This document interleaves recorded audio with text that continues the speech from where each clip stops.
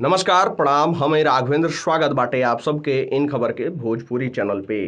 तो भैया, कल रात में शरद यादव का निधन हो गई, बिहार के दिग्गज नेता शरद यादव।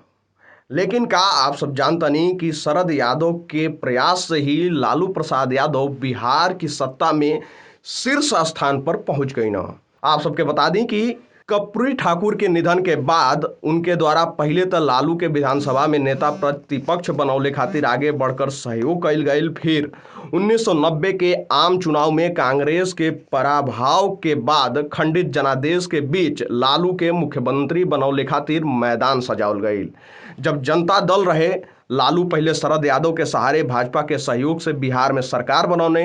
वो वक्त जनता दल में 3 खेमा रहे। पहले खेमा के मुखिया तत्कालीन प्रधानमंत्री वीपी सिंह रहने, दूसरा खेमा चंद्रशेखर का रहे और तीसरा खेमा देवीलाल और शरद यादव मिलके संभालत रहे लोग। बिहार में देवीलाल के मुख्यमंत्री प्रत्याशी लालू प्रसाद रहने, वीपी सिंह के रामसुंदर दास और चंद्रशेखर के रघुनाथ झा। देवीलाल के लेफ्टिनेंट के रूप में शरद यादव ही लालू के आगे बढ़ौने। 7 महीना बाद ही लाल कृष्ण आडवाणी की गिरफ्तारी के बाद लालू की सरकार से भाजपा समर्थन वापस ले लेलस। तो शरद फिर संकट मोचन बन के सामने आई न। झामुमो और वाम दल के सहयोग से लालू का सरकार बचौले का पहल कइल गई। आगे चल के बिहार में समाजवादी राजनीति दू धारा में बंट गई। एक का नेतृत्व शरद यादव के हाथ रह गई तो दूसरा धड़े का नेतृत्व लालू के द्वारा। ये दौरान शरद द्वारा नीतीश कुमार और जॉर्ज फर्नांडिस के साथ लेकर कई अवसर पर देश के राजनीति में गहरा रूप से प्रभावित कइल गई। बिहार में लालू का कद और केंद्र में राजनीति में हस्तक्षेप बढ़े लागल तो शरद का सियासत हाशिया पर जाए लागल। जब दोनों के बीच तनातनी बढ़ल तो लालू द्वारा 1997 में राष्ट्रीय जनता दल के नाम से अलग पार्टी बना लियल गई। तब लालू जनता दल के राष्ट्रीय अध्यक्ष रहने, केंद्र में जनता दल के नेतृत्व में संयुक्त मोर्चा का सरकार रहे, आई.के. गुजराल प्रधानमंत्री रहने।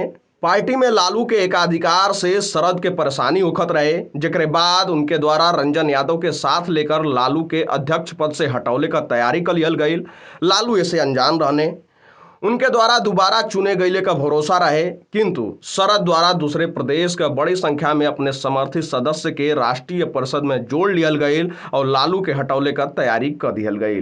लालू जब दिल्ली पहुंचने तो उनके लागल कि शरद के रहते वो चुनाव नहीं जीत सके ना, तो उनके द्वारा भी नामांकन कर दियल गई। शरद के स्वीकार नहीं रहे, उनके नामांकन वापस करे खातिर दबाव बनावल गई तो लालू द्वारा जनता दल के तोड़ के आपन रास्ता अलग कर दियल गई। शरद समाजवादी राजनीति के पुरोधा नेता में शामिल रहने, 5 दशक से भी ज्यादा बेबाक और सक्रिय रह के केंद्र की राजनीति कईने, खासकर बिहार की राजनीति में उनका विशिष्ट पहचान रहे और जनता के बीच लोकप्रिय भी रहने। लालू प्रसाद और नीतीश कुमार समेत कई नेता के संरक्षक का भूमिका भी रह चुकल बाने, किंतु बाद में नीतीश कुमार से संबंध में खटास आ जइले के कारण अलग थलग पड़ गई ने। अस्वस्थता के चलते राजनीतिक गतिविधि पर भी शिथिल पड़ गई ने। मधेपुरा में लालू प्रसाद के हरा के बिहार में स्थापित भइने शरद यादव।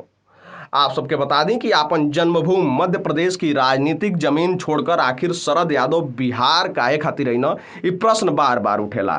शरद यादव द्वारा एक साक्षात्कार में कहल गई कि मध्य प्रदेश के सामाजिक परिवेश में उनका राजनीतिक यात्रा मुश्किल रहे, यही खातिर जबलपुर छोड़ के वो उत्तर प्रदेश का राह पकड़ने और फिर वहां से बिहार का रुख कईने। एक बाद मधेपुरा के आपन कर्मभूमि बना के यही जाकर होके रह गईने। 1991 से 2019 तक भइल लोकसभा चुनाव में सर्वाधिक 4 बार मधेपुरा से जीतने। 1999 में उनके द्वारा अपने मित्र रहल लालू प्रसाद यादव के ही लोकसभा चुनाव में हरा दियल गईल। ये जीत के बाद उनके बिहार में एगो नेता के रूप में स्थापित कइल गईल।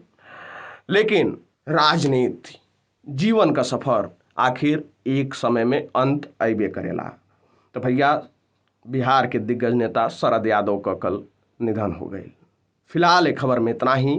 देश दुनिया से जुड़ल तमाम खबर देखे खातिर आप सब जुड़ल रहीं इन खबर भोजपुरी के साथ। तब तक खातिर नमस्कार।